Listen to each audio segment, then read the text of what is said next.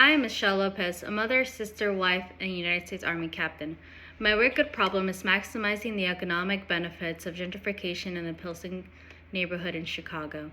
From the start of my MBA at William Mary, I have been passionate about finding a solution that would reduce the impact on long-term residents because I used to be a member of the Pilsen community. My family was forced out due to the cost of living in the community, and my goal is to ensure that we give long-term residents a fighting chance while moving forward with the renovation planned. Pilsen is a place I often visit when I go home, and each time I come back, there are new changes and developments. There is always new construction. This is a fast-paced, city-driven gentrification program that has two polarized ends of the problem. Each improvement likely comes with a cost, usually outside of a fiscal budget, and instead another challenge for historical residents. We will begin by discussing and understanding gentrification in the Pilsen community, then assessing the current situation or how we arrived to the present. Then we will discuss an understanding of different forces and factors shaping the Pilsen environment. Lastly, and most importantly, we will discuss my wicked problem solution. Notably, my wicked problem already has key players, funding, and participants. However, there are gaps and blind spots that only an internal perspective and growing up there, an external viewpoint from leaving the area to join the Army can provide. Unfortunately, like any wicked problem, an increased focus in one area usually results in neglect in another. My solution and work over the past 2 years focuses on providing options for the already existing programs, construction, and focus points from the already existing initiatives since the early 2000s. Gentrification has significant benefits, such as decreased crime rates, increased renovation and infrastructure, and improved quality of life. However, the established residents are forced to adjust to a higher cost of living, should they choose to stay or move from the neighborhood after being bought out by investors and construction agencies. Gentrification creates a catalyst of, quote, negative impacts such as a forced displacement, a fostering of discriminatory behavior by people in power, and a focus on spaces that exclude low-income individuals and people of color while minimizing their negative consequences, end quote. My wicked problem is maximizing the economic benefits of gentrification in the Pilsen neighborhood, a low-income inner-city community in Cook County, Chicago, Illinois, for the businesses and residents while maintaining the cost of living for long-term residents. As early as November 2006, the City of Chicago developed the Quality of Life Plan for the Pilsen community, which focused on expanding housing options for the Pilsen residents, building a stronger neighborhood community, making Pilsen a self-reliant and family-oriented community, creating a strong image for the Pilsen community as a historic Mexican neighborhood, and developing educational opportunities for all ages. In March 2010, the City of Chicago Department of Innovation and Technology identified the Pilsen community in Chicago, Illinois as a smart community through the Digital Excellence Innovation. The Smart Community Initiative identified 5 different drivers of improving digital excellence: raising awareness, evolving mindsets, adequate internet access, affordable hardware and suitable software, digital education, and digital programming skills and content. The vision statement for the initiative is in line, which states, quote, in Pilsen, we envision an technological ecosystem that amplifies all forms of technological training, workforce development, arts, cultural activities, and commerce, resulting in a sustainable system of community and preservation, end quote. A recent update on the Pilsen community for the City of Chicago states the City of Chicago will acquire 6.3 acres of vacant land in the Pilsen community and make it available for affordable, mixed-use redevelopment through a measure approved by City Council, end quote. Further, the Department of Housing Commissioner Maria Novara said, quote, this is the first step in turning the single largest grouping of vacant land in Pilsen, into a vibrant development that will provide much needed affordable housing in a community that has lost more than a quarter of its Latino population, end quote. Surprisingly, 65% of residents now are English speaking only. This comes as another indicator that the Latino population is shifting from the community, which Polvarka describes as the first majority Mexican community in Chicago in the 1960s and 1970s. The root of gentrification problem in the Pilsen community is the intersection between the city implemented improvement and the resistance from the residents due to the increased cost of living and loss of culture. The forces which drive the problem are the city of Chicago, which developed a quality of life plan in 2006 for gentrification improvements, and also identified Pilsen as a smart community in 2010 for digital specific upgrades in the neighborhood.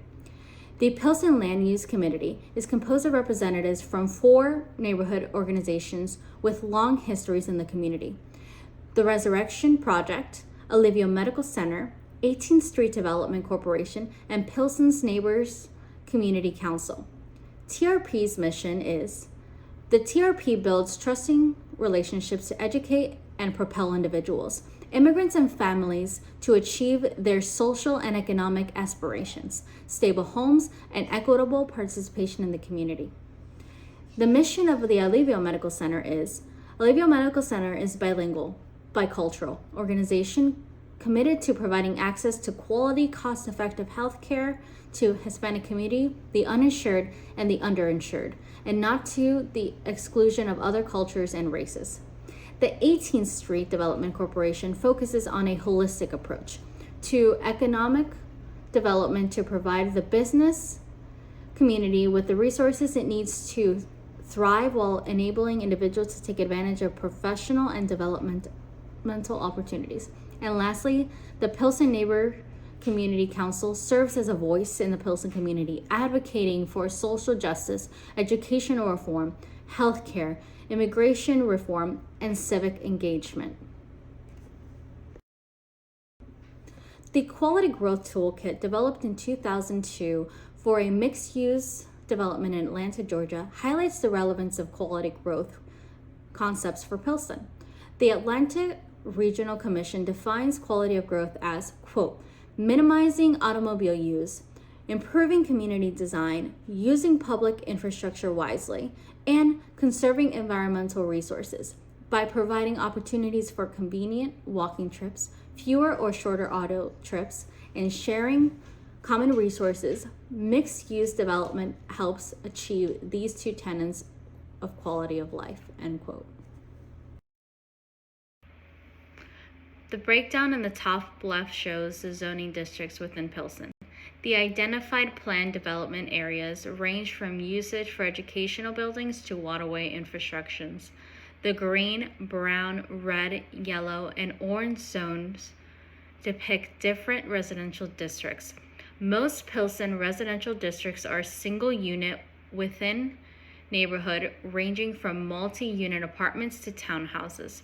My proposed solution aims to optimize living areas to add quality of life in spaces that can support the renovation.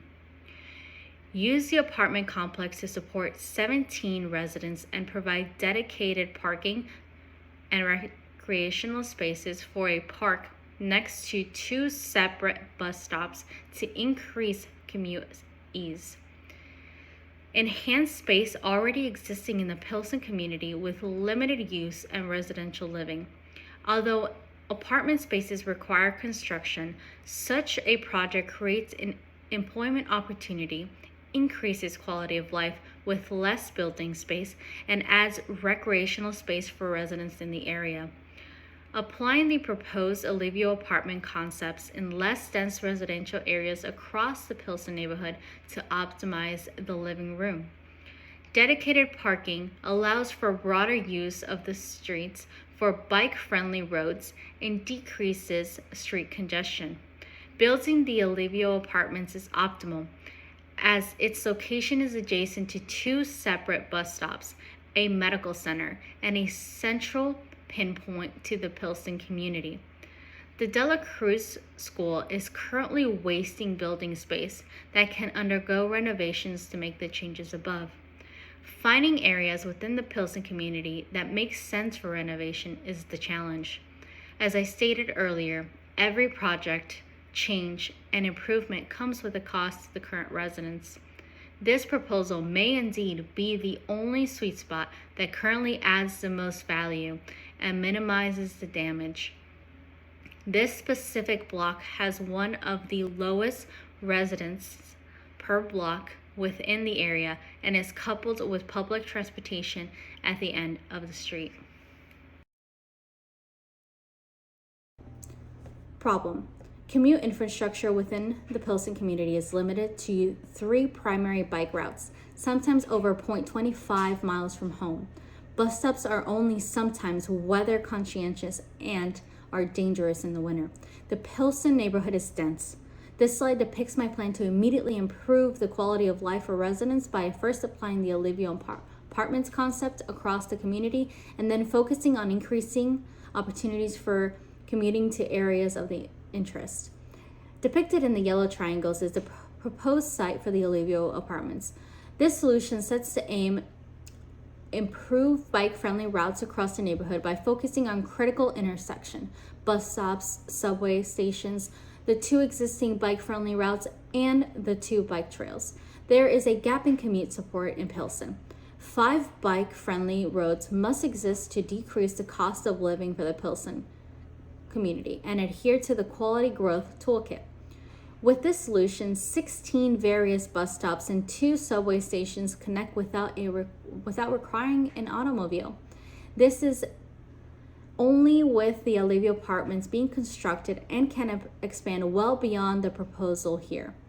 Creating bike-friendly streets provides interconnectivity in the Pilsen community, in which either walking or driving were the only options. There is a blind spot in the bus stops placements within the Pilsen community.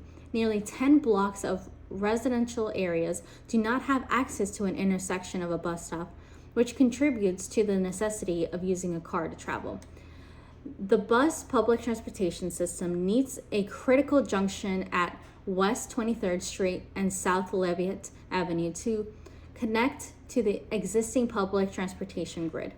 Lastly, the bus stop renovations throughout the area can have an immediate impact. At a critical intersection in the Pilsen community at West Cermak Road and South Western Avenue, an uncovered bus stop is entirely exposed to the weather. If public transportation has adverse effects that can be experienced from inclement weather, the average resident can be expected to travel in a more immediate and less miserable personal vehicle. As such, Pilsen must provide weather-protected bus stops within the Windy City or winter months will be especially challenging for the Pilsen residents to use the bus system. There have been ongoing city improvements projects for Pilsen, from the quality of life plans and the most recent smart community initiatives, which focuses on improving the community. However, there are challenges that we discussed that inhibit these improvements without nearing direct costs back to the current residents.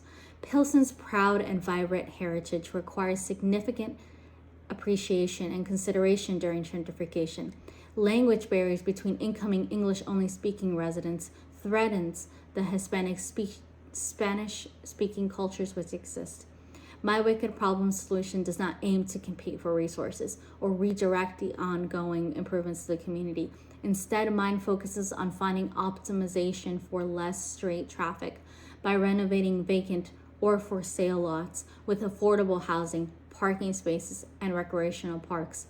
Less street traffic allows that space to be used for bike lanes to decrease car usage and commute cost further. The bike-friendly streets add connections to subways, bus stops, and workplaces without driving. Covered bus stops allows residents to choose public transportation comfortably instead of the decision between freezing temperatures for a busway or their vehicle. These changes are what Pilsen needs.